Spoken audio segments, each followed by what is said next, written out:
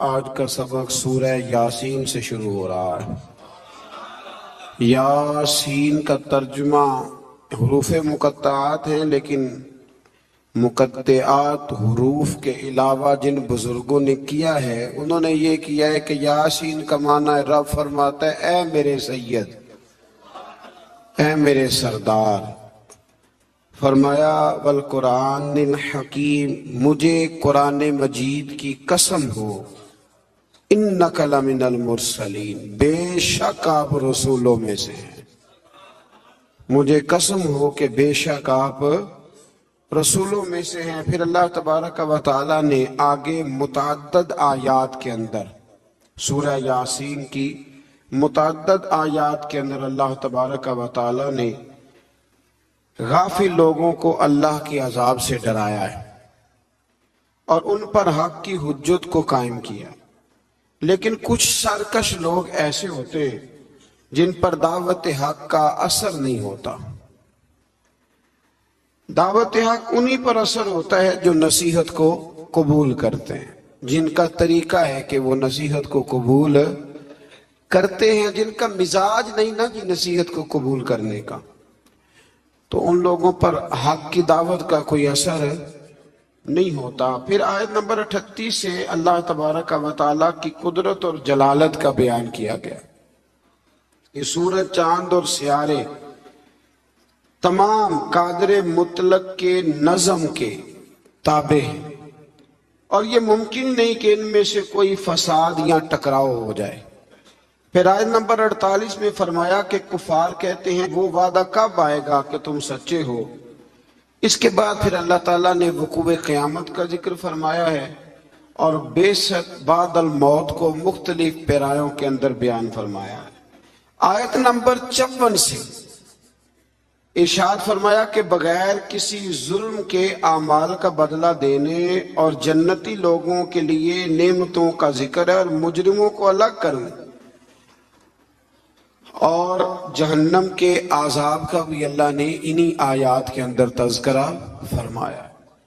آیت نمبر 65 میں اللہ تبارک و تعالیٰ نے بتایا ہے کہ قیامت کے دن مجرموں کے منہوں پر مہریں لگا دی جائیں گی، منہ ہوں گے ان پر مہر لگا دی جائے گی، اور ان کے ہاتھ، پیر اور دیگر اعضاء سلطانی گواہ بن کے اللہ کی عدالت میں ان کے خلاف گواہی دیں گے۔ ہاتھ بھی خلاف گواہی دے گا، پیر بھی خلاف، زبان پہ تو مہر ہوگی، یہ گواہ بن جائیں گی ساری چیز کہ ہم سے کیا کیا جرائم کرائے جاتے تھے۔ پھر آیت نمبر 68 میں بتایا کہ جسے ہم لمبی عمر دیتے ہیں تو ہم اس کی جسمانی بناوٹ کو ابتدائی حالت کی طرف الٹ دیتے ہیں، یعنی ایسی لمبی عمر کی دعا مانگنی چاہیے جس میں انسان کی عقلی، علمی، فکری اور جسمانی قوت سلامت رہے۔ اس میں سلامت نہ رہے اس لمبی عمر کی دعا، اس کے لیے بزرگوں نے یہ دعا سکھائی ہے کہ دعا اس طرح مانگو، یا اللہ جب تک تو میرے لیے بہتر سمجھتا ہے مجھے دنیا میں رکھ، اور جب میرے حق میں بہتر نہ ہو تو پھر مجھے اپنی بارگاہ کا قرب عطا فرما، پھر تو مجھے اپنے قریب بلا لے۔ آیت نمبر 78 سے اللہ تبارک و تعالی نے منکرین قیامت کے اس عقلی سوال کا ذکر فرمایا ہے کہ جب انسان مر جائے گا اور ہڈیاں تک بوسیدہ ہو جائیں گی تو دوبارہ کون زندہ کرے گا؟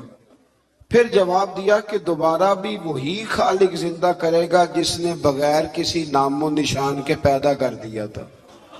اب تو ہڈیوں کا نام و نشان ہے نا، تب تو نام و نشان بھی کوئی نہیں تھا، تو اگر اس وقت پیدا کر لیا تھا تو اب دوبارہ زندہ بھی کر دے گا۔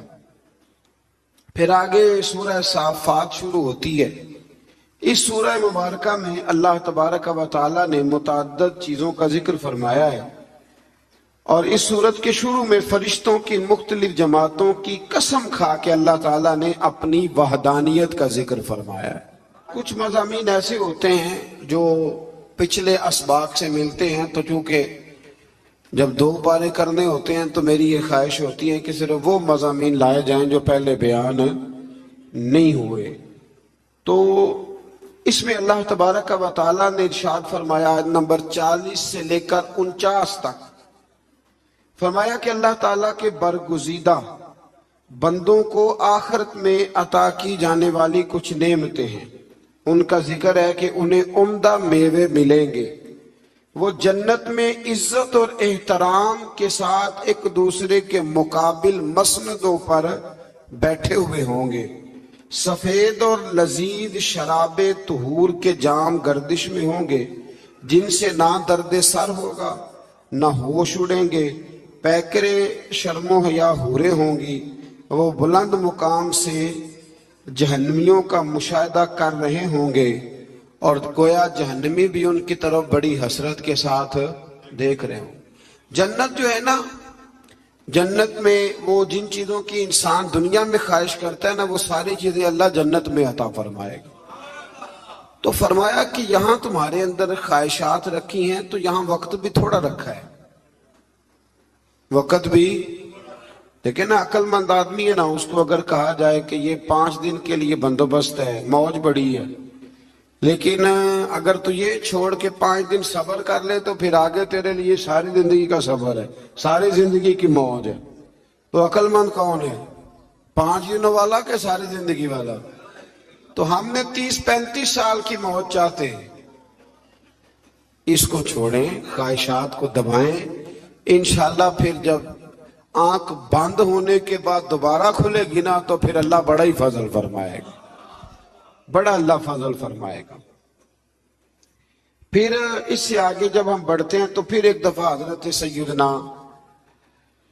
ابراہیم علیہ السلام کا ذکر سورہ صافات کے اندر فرمایا گیا، اور پھر وہ دوبارہ سے ذکر جب آپ نے بتوں کو توڑا۔ لیکن اس میں ایک چیز کا اضافہ ہے، وہ کیا ہے کہ اللہ تبارک و تعالیٰ نے فرمایا کہ جب حضرت ابراہیم علیہ السلام کو آگ میں ڈالنے کی ان کی ساری تدبیریں ناکام ہو گئیں، تو پھر ہم نے ابراہیم علیہ السلام کو اسماعیل علیہ السلام دیے۔